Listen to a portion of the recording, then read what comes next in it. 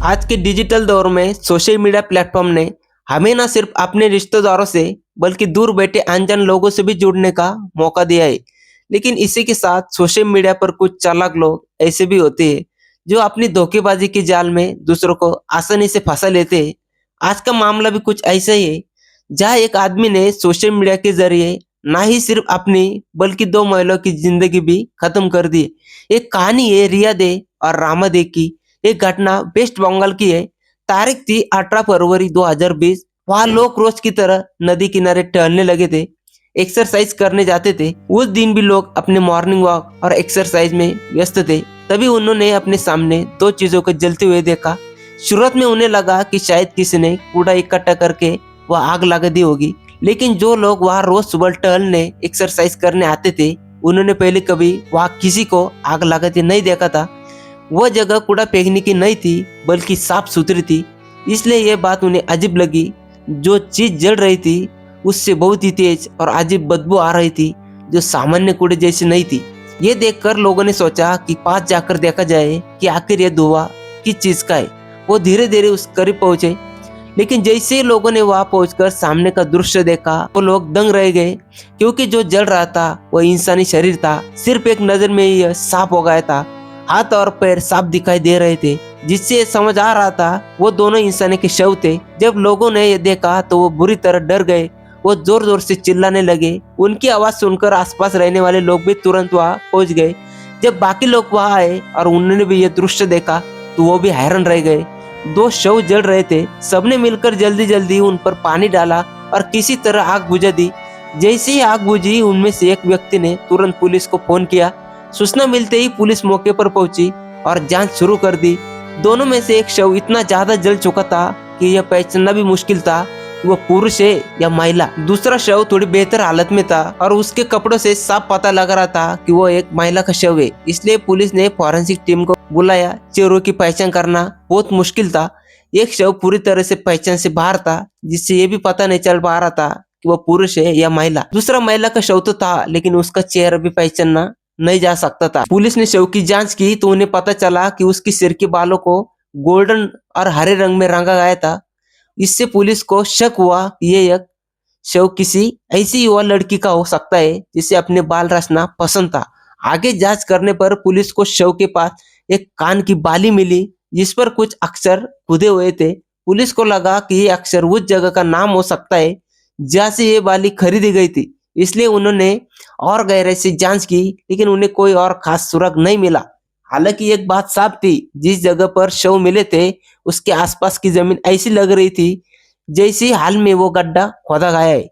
Police को शक हुआ कि जिसने भी इनकी हत्या की है वो पहले शवों को उस गड्ढे में दफनाने वाला था, लेकिन बाद में उसने उन्हें जलाने का फैसला कर लिया। पुलिस को यह भी लगा था कातिल ने इन लोगों की हत्या कई और की होगी। इतनी खुली जगह पर जहाँ इतने लोग आते जाते रहते, कोई किसी की हत्या नहीं करेगा। इसलिए पुलिस को शक हुआ कि पीड़ितों को कई और मारकर यहाँ लाया गया है और फिर जलाया गया। पुलिस ने शवों को बरामद किया और पोस्टमार्टम के लिए अस्पताल में भेज दिया। उन्होंने 13 लोगों की एक टीम बनाई, जिसका काम था पीड़ितों की पहचान करना और कातिल को ढूंढना। अब पुलिस के दिमाग में सबसे पहला सवाल था कि ये दोनों कौन थे और कहाँ से आए थे। इनमें से एक महिला होने की पुष्टि हो चुकी थी, लेकिन दूसरे के बारे में बिल्कुल भी जानकारी नहीं थी। पुलिस को कोई आईडी कार्ड या ऐसी कोई चीज भी नहीं मिली थी जिससे उनकी पहचान हो सके या यह पता चल सके कि वो कहाँ से आए थे। पुलिस अब पोस्टमार्टम रिपोर्ट का इंतजार कर रही थी ताकि केस को आगे बढ़ाया जा सके, क्योंकि इसकी बिना जांच आगे नहीं बढ़ सकती थी। उनके पास कोई ठोस सबूत भी नहीं था जिससे जांच को आगे बढ़ाया जा सके। कुछ समय बाद पोस्टमार्टम रिपोर्ट आखिरकार पुलिस के पास पहुंची। इस रिपोर्ट में पता चला कि दोनों शव महिला के थे। जो शव कम जला हुआ था वो करीब 22 साल की एक लड़की का था, जबकि दूसरा शव जो बुरी तरह से जला हुआ था वह करीब 40 साल की एक महिला का था। रिपोर्ट में यह भी पाया गया कि दोनों के शरीर से नशीला पदार्थ मौजूद था, जिससे यह संकेत मिलता है कि किसी ने हत्या से पहले उन्हें नशा दिया था। इसके अलावा रिपोर्ट में यह भी सामने आया कि दोनों को जलाने से पहले वो जिंदा थी, यानी किसी ने उन्हें नशा देकर बेहोश किया गया और फिर आग लगा दी। वो जलाने से पहले मरी नहीं थी, बल्कि उनकी मौत जलने की वजह से हुई।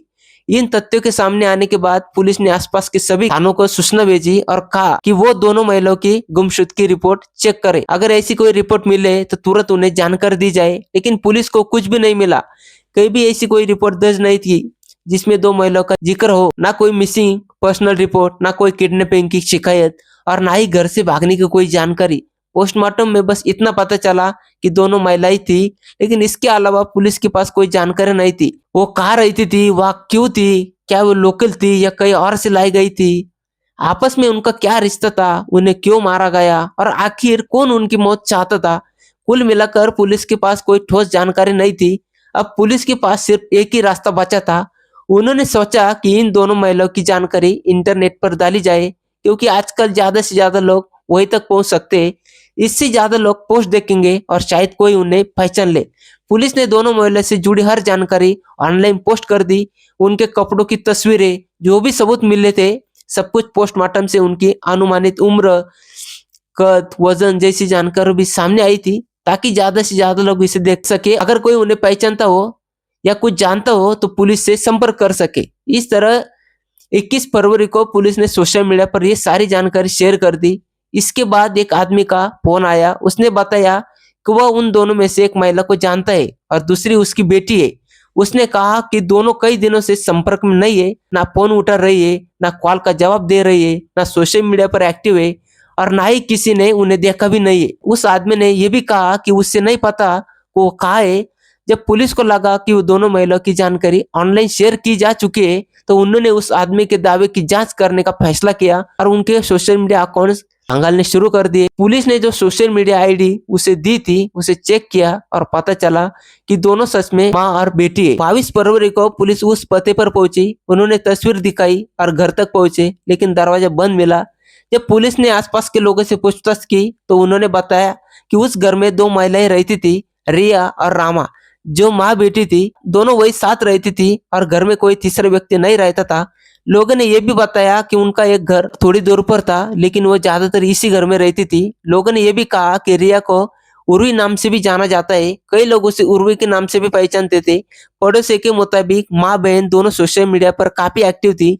रिया लगभग हर दिन कुछ न कुछ पोस्ट करती थी। जब पुलिस ने पूछा कि वो दोनों कहाँ हो सकते हैं, तो पड़ोसी ने कहा कि उन्हें इसके बारे में कोई जानकारी नहीं है। इसके बाद पुलिस ने घर के मालिक से बात की और रिया और रामा के फोन नंबर हासिल किए। पुलिस ने उनके नंबर इसलिए लिए ताकि कॉल डिटेल्स निकाली जा सके और उनके रिश्तेदारों को यह जानकारी दी जा सके कि दोनों महिलाओं की हत्या हो चुकी है। इसके बाद पुलिस ने यह नंबर विभाग को भेज दिया ताकि कॉल रिकॉर्ड्स निकाले जा सके।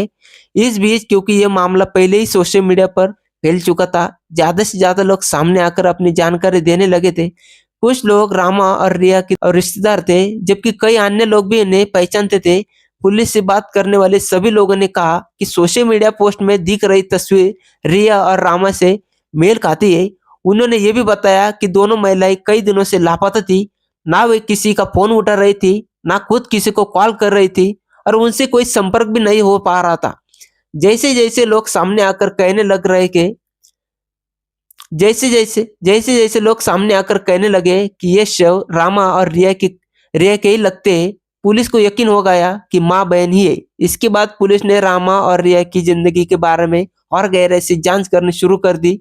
जांच में पता चला कि रामा अपने पति और बेटी के साथ मुंबई में रहती थी, लेकिन उसके पति के बीच गंभीर मतभेद थे, जिसकी वजह से उसने तलाक ले लिया था। तलाक के बाद वो अपनी बेटी के साथ वेस्ट बंगाल में अपने माता पिता के घर आ गई थी।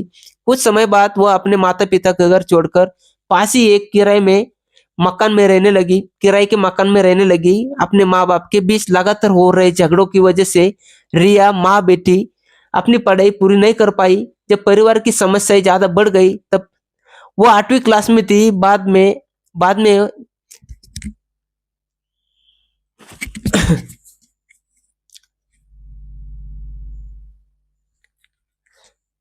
परिवार की समस्या ज्यादा बढ़ गई तब वो 8वीं क्लास में थी। बाद में जब वो लोग वेस्ट बंगाल शिफ्ट हुए तो रिया ने एक अलग स्कूल में दाखिला लिया और अपनी पढ़ाई के लिए अलग अलग रहने लगी, जबकि रामा दूसरी जगह रहती थी। माँ और बेटी जब भी मौका मिलता एक दूसरे से मिलते थे। कभी रामा अपनी बेटी के पास चली जाती थी तो कभी रिया अपनी माँ के पास चली जाती थी।